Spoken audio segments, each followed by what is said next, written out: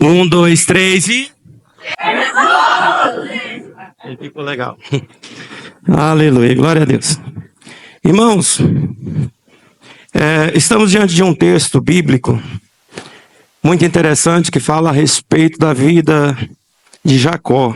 Quantos já conhecem aqui a história desse homem, Jacó? Quem conhece? E quem não conhece a história de Jacó? Não precisa ter vergonha não, parece que ninguém conhece e todo mundo conhece. Vamos lá, primeiro, quem conhece? E quem não conhece? Então vamos aprender um pouco hoje, né, sobre essa história fascinante, né, desse homem por nome Jacó. O que a gente vê aqui, né, no capítulo de número 32, já é um registro de parte da história desse homem onde ele já tem 100 anos de idade. Já é um homem bem velho, né, de idade já. E nesses 100 anos de idade, né, a trajetória da vida de Jacó, ele passou por inúmeras situações onde lhe trouxeram muitas cargas pesadas emocionalmente falando. E aqui com 100 anos de idade, ele tem o privilégio de se encontrar com Deus. Ele tem um encontro marcante com o Senhor, onde ele tem a sua vida transformada. O seu nome é mudado e mudar o nome de Jacó significava mudar emblematicamente a história desse homem. Primeiro vamos entender o que significa Jacó. Jacó significa trapaceiro, significa usurpador, suplantador, covarde. E por que esse homem tem esse nome de Jacó? Quando esse homem foi nascer, né, havia uma promessa sobre a vida dele. E quando ele foi nascer, ele nasceu junto com um outro irmão por nome Esaú. Digam comigo, Esaú. Então Esaú é o nome do irmão de Jacó, então eram gêmeos. Só que quando Jacó nasceu, ele nasceu depois de Esaú. Então Esaú nasceu primeiro e ele nasceu grudado no calcanhar de Esaú. E normalmente, naquele tempo, nos dias do Antigo Testamento, significava muito a forma como o nascimento acontecia para que se determinasse o nome de alguém. Então, quando Jacó nasce, né, com a mão colada no calcanhar de Esaú, então entende-se que naquele momento ele queria trapacear Esaú. Ele queria trazer Esaú para trás para que ele nascesse primeiro, porque era muito importante que alguém fosse primogênito.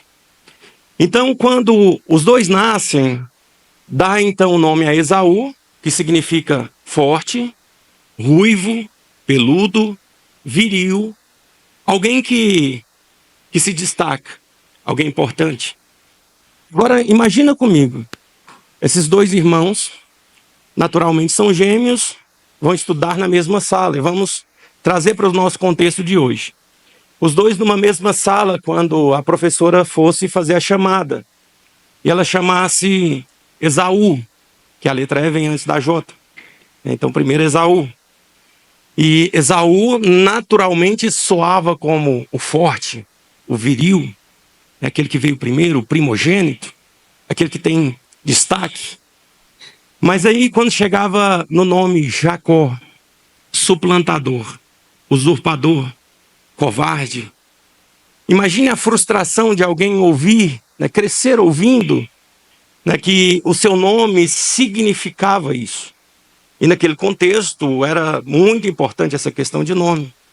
Então ele cresceu, passou a sua vida inteira sendo chamado de Jacó, de usurpador, suplantador, né, o covarde. Mas entenda que antes que Jacó nascesse, antes do nascimento de Jacó, havia uma promessa sobre a vida dele. Quando a sua mãe, Rebeca, ficou grávida, ela recebeu de Deus uma promessa de que no ventre dela haviam duas nações que se formariam. E a nação do mais novo seria mais forte do que a nação do mais velho. E o mais novo ia subjugar o mais velho. Ou seja, o mais novo seria maior do que o mais velho. Observe então que desde que Jacó foi formado no ventre da mãe, já havia uma promessa sobre a vida dele. Mas também da mesma forma observe que no decorrer da vida de Jacó, em decorrer às vezes dessa questão do nascimento, da questão de que de fato, de tanto ouvir chamar o seu nome de Jacó, ele tornou-se enganador. Imagine uma pessoa crescer trazendo essas cargas. Imagine uma pessoa que cresce numa família cheia de predileções. O texto vai dizer que a mãe de Jacó amava mais Jacó, mas o pai de Jacó amava mais Esaú, porque era um homem que crescia com instinto de homem, de macho alfa, é o que vai caçar, é o que busca o alimento para casa, é o forte, é o peludo, é o viril. Mas Jacó é aquele que fica em casa, próximo da mãe, é o mais enrustidozinho. Então ele cresce ouvindo essas coisas, talvez trazendo consigo alguns sentimentos que o levaram, sim, a tornar-se um enganador. Alguém que passou de fato a enganar. Primeiro ele vai enganar o seu irmão, quando ele tem uma oportunidade, às vezes, de matar a fome do irmão, que ele volta da caça cansado, mas quando ele pede para o irmão, pede para Jacó, me dá um pouco da comida que você está preparando, parece tão bonito, tão gostoso, né? Um prato de lentilha cozido, vermelho. Imagina que você chega com fome e você chega em casa, tem um prato de frango caipira com piqui. Mas vocês não ficaram entusiasmados. Picanha assando assim na churrasqueira, na brasa. Rapaz, vocês não são goianos, não é possível.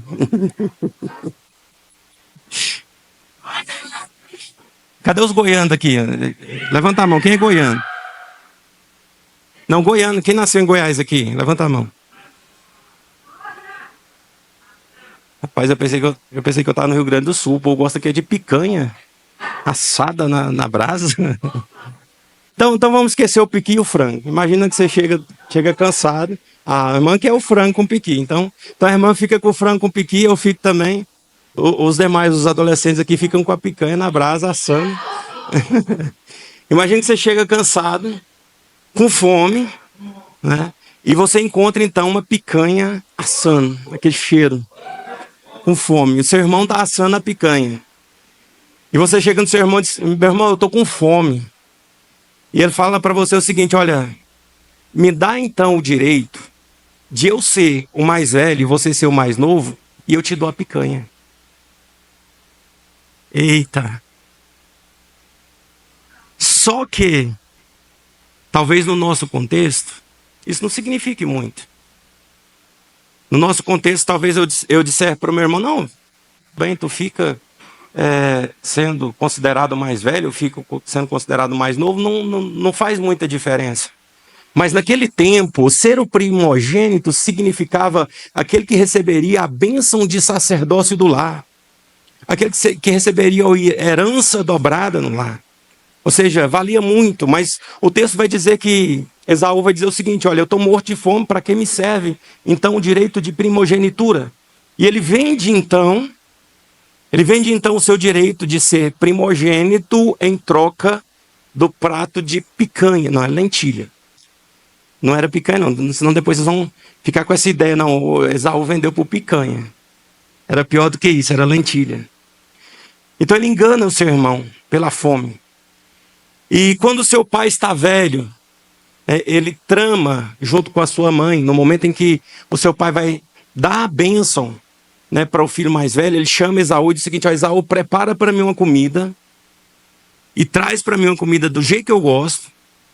Vai lá no mato, caça alguma coisa, prepara para mim um guisado gostoso.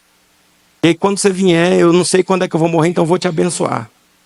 E a mãe de Jacó escuta isso e diz para Jacó, seu pai vai dar a bênção agora. Então, enquanto Esaú vai para o mato caçar, você assume o lugar dele e recebe a bênção no lugar dele. E o que ele faz? Ele faz isso. Porque o texto vai dizer que, como o irmão era peludo, ele cobre, né, o corpo com o pelo de um animal, prepara um prato e engana o pai. Então ele cresce então enganando o irmão, enganando o pai. Ele cresce então nesse contexto de vida, de engano, sendo de fato que ele não é, quando de fato ele carregava consigo uma promessa. O que acontece conosco, amados irmãos, que é da mesma maneira, nós também, na nossa vida, talvez trazemos cargas emocionais na nossa vida, talvez por coisas que alguém falou, por apelidos que alguém nos deu, por bullying que fizeram conosco, que talvez no decorrer da vida, aos poucos, nós vamos perdendo a essência de quem somos, porque queremos ser alguém que nós admiramos. Porque nós consideramos que precisamos ser importante para recebermos a aprovação de outras pessoas, esquecendo-se que sobre a nossa vida existe uma promessa. Quantos aqui são filhos de Deus?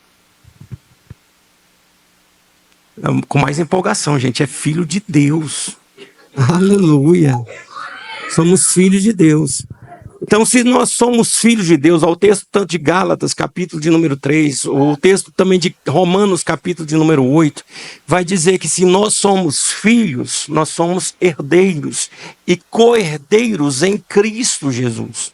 Ou seja, ele nos deu um espírito não de covardia para andarmos atemorizados, mas um espírito de adoção pelo que nós temos intimidade com Deus, de chamá-lo de pai de forma íntima. O texto vai dizer Abba Pai, que no nosso contexto significaria talvez papai, ou pai querido, ou paizinho. Ou seja, nós temos a oportunidade de um relacionamento íntimo com Deus. E nós temos a oportunidade de sermos herdeiros de Deus. Ou seja, tudo que Deus tem é nosso. Ou seja, nós somos co-herdeiros em Cristo Jesus. Nós temos uma herança incomensurável. A palavra do Senhor nos diz que todas as coisas, as tribulações do presente século, elas não podem ser comparadas com a glória de Deus que em nós hão de ser reveladas. Ou seja, nós temos promessas sobre a nossa vida. Nós precisamos entender de fato quem nós somos em Deus. O valor que nós temos em Deus. Ou seja, de fato, o nosso valor ele não pode ser medido na proporção daquilo que as pessoas dizem que nós somos, mas na medida da promessa de Deus sobre a nossa vida e na medida do entendimento de que aquele que paga é que determina o valor. Então, se foi Deus quem nos comprou, Ele é quem sabe o valor que nós temos. Eu gosto muito de fazer esse tipo de comparação. Quanto custa uma água dessa, Moisés? Você é tesoureiro, você tem que saber quanto custa isso aqui. Fala o preço certo. Vamos 1,50. Vamos dizer que seja 1,50, mas eu acho que é mais barato um pouquinho. 1,50 essa água aqui, beleza. Uns 80 centavos, eu acho que melhorou. 80 centavos a água, certo? Mas vamos supor que o Moisés chega lá no mercado, ele está com muito dinheiro, ele gostou da água, e vai dizer, eu vou pagar 1 milhão por essa água. E ele leva essa água por 1 milhão para casa. Quanto que vale essa água para o Moisés? 1 milhão. Porque ele pagou 1 milhão nela, então ela vale para o Moisés 1 milhão. Talvez para a sociedade o nosso valor não seja tão estimado. Mas a palavra do Senhor, através de Pedro, capítulo de número 1, versículo de número 18 ou 19, se não me falha a memória, vai dizer que nós não fomos comprados com prata, ou com ouro, ou com qualquer coisa corruptível, mas pelo precioso sangue de Cristo Jesus. Ou seja, qual é o preço que Deus pagou pela minha vida e pela sua vida? O preço da vida do Filho. Então, quanto é que eu valho para Deus? Qual o meu valor diante do Senhor? O valor da vida do Filho. Ou seja, é assim que Deus me vê. Deus me vê como um filho. Em 1 Coríntios, ele vai dizer que por bom preço nós fomos comprados. Ou seja, o Senhor nos considerou e Ele nos comprou por bom preço, preço de sangue. Então quem comprou e pagou é dono, nós pertencemos ao Senhor.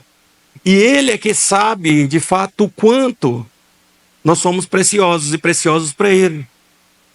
Então, por mais que no decorrer da nossa vida, talvez iremos carregar alguns traumas, cargas emocionais por conta de palavras que alguém disse, Às vezes por coisas que nós ouvimos dentro da nossa casa, porque quem está mais próximo fere de maneira mais profunda. Às vezes pelo irmão, pelo amigo, às vezes pela traição dos colegas, por situações que a gente vai vivendo e a gente vai carregando algumas frustrações. Nós não podemos esquecer que nós temos uma promessa. Nós não caminhamos pelas coisas que nós vemos, mas pelas coisas que nós não podemos ver. As coisas que nós vemos, elas são temporais, mas as que não se podem ver, elas são eternas. Nós caminhamos por fé, não porque nós não conseguimos enxergar, mas porque a fé nos permite ver coisas que outras pessoas não conseguem ver. Porque enquanto as pessoas podem ver o que é visível, nós conseguimos enxergar aquilo que vai além do visível. Nós conseguimos enxergar aquilo que o Senhor tem prometido para nós e que está na sua palavra.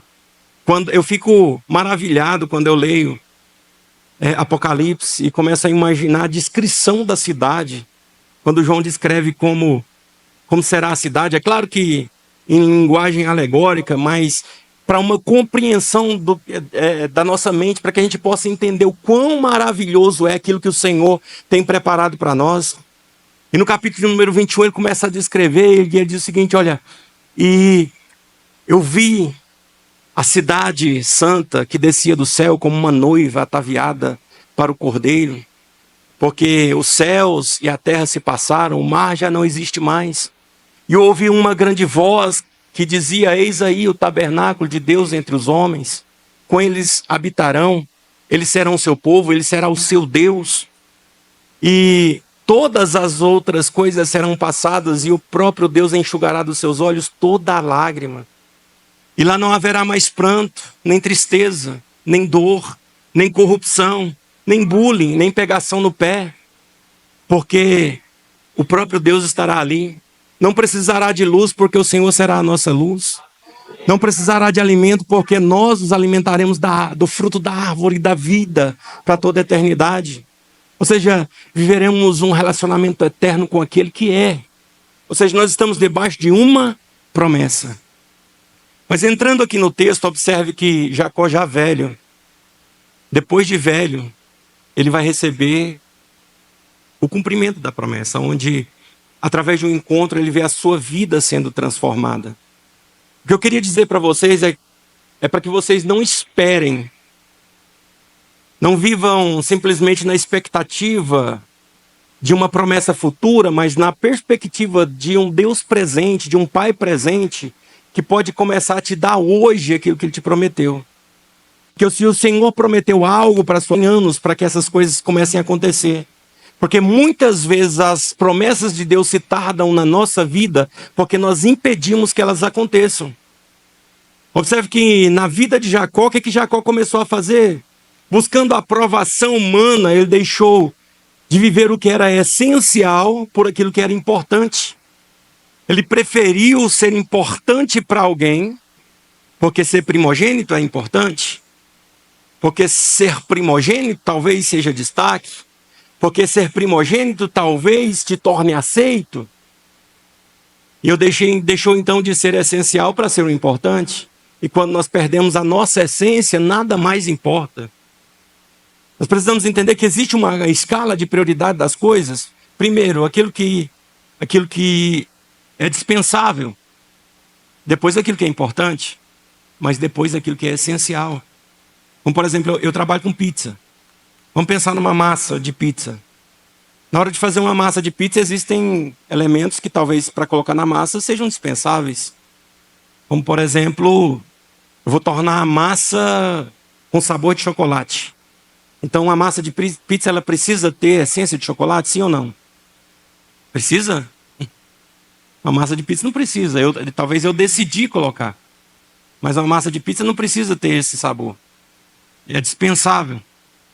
Talvez uma outra coisa que eu quero tornar a massa de pizza com sabor de picanha. E aí eu vou colocar alguma coisa para dar sabor de picanha nela. Mas ela não precisa ter sabor de picanha. Então é dispensável. Mas agora vamos pensar comigo. Ovo, leite. Deixa o trigo para depois. Ovo, leite, óleo, fermento. É importante que tenha na massa de pizza? Mas se eu tirar algum desses elementos, eu continuo fazendo a massa de pizza? Sim. A minha massa de pizza não tem ovo e não tem leite. Vocês sabiam disso? Ela não tem ovo e não tem leite, e ela não tem gordura hidrogenada, ela tem óleo. E ela continua sendo uma massa de pizza. Mas quem falou trigo?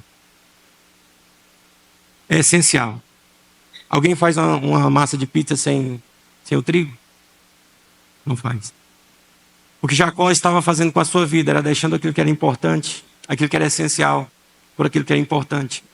Para nos tornarmos aceitos pelas pessoas, muitas vezes nós estamos nos tornando uma outra pessoa que nós não somos, querendo nos tornar uma outra pessoa que nós não somos, perdendo o que é essencial na nossa vida.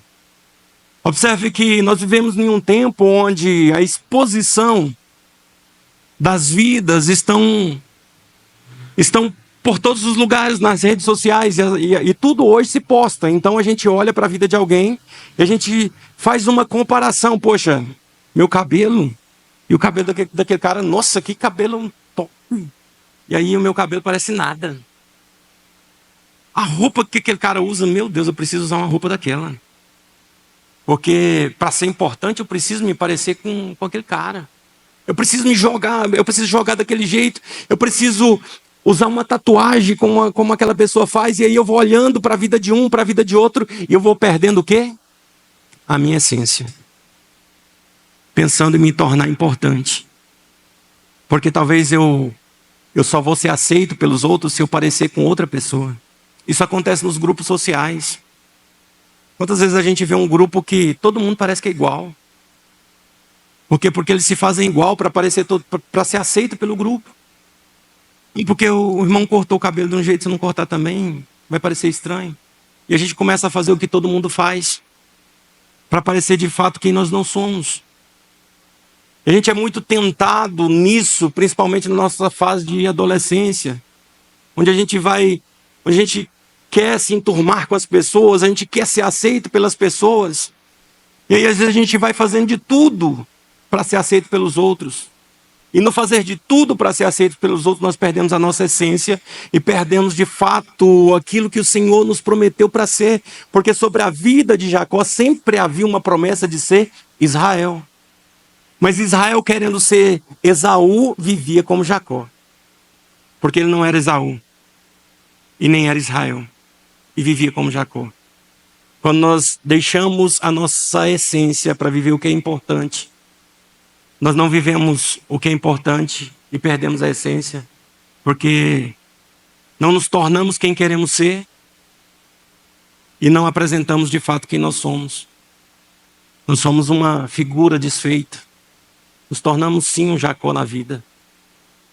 E quando de fato o Senhor tem uma promessa para nós, nós somos nação eleita, sacerdócio santo, povo escolhido. O Senhor tem promessa sobre a mim e sobre a sua vida. E o que a gente vai ver, principalmente na cidade de vocês vão ser muito tentados a fazer o que todo mundo faz. Aí de repente, a turma dos coleguinhas estão fumando pod. Por que chama pod, Moisés? De fato não pode, gente.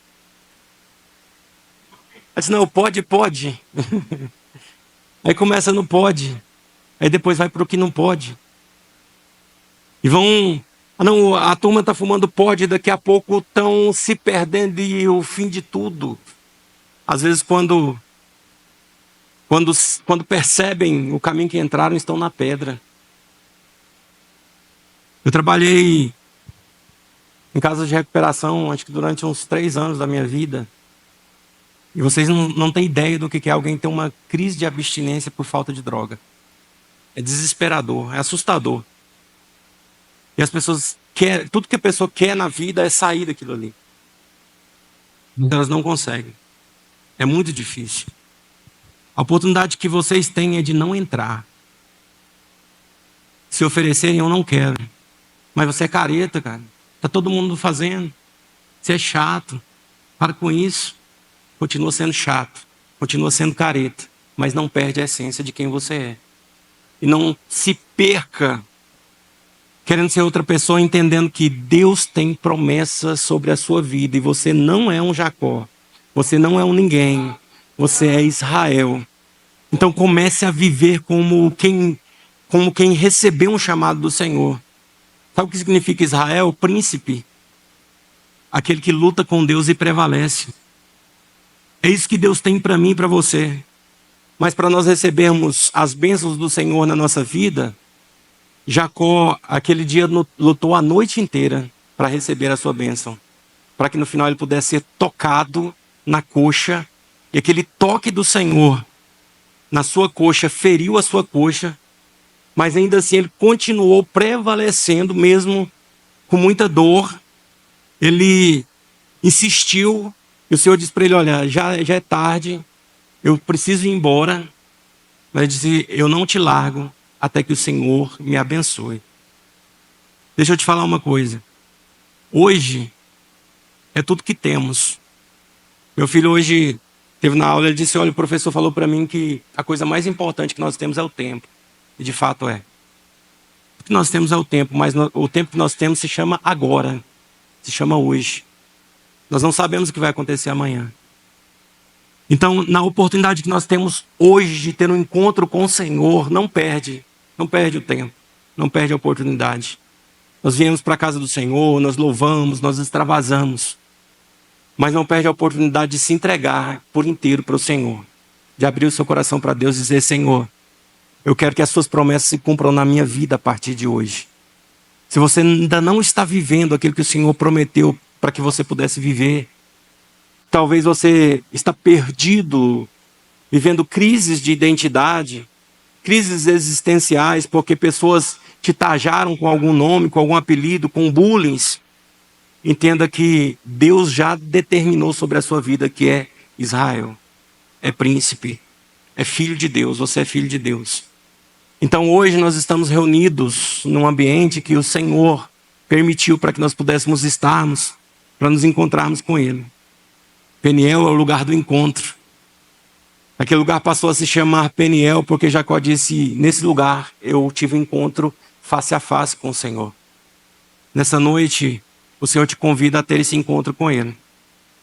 E se existem coisas na sua vida que você entende que precisam ser transformadas, sonhos que talvez você sonha e promessas que o Senhor fez sobre a sua vida que você ainda não está vivendo, eu queria te convidar a ficar de pé nesse momento. Eu quero orar por você. Queria chamar aqui o Moisés, a Isabela, a pastora Jaciara.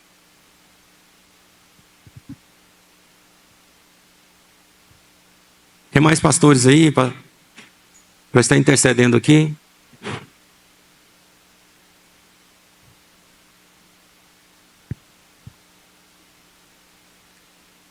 Cadê a turma da música aqui, hein?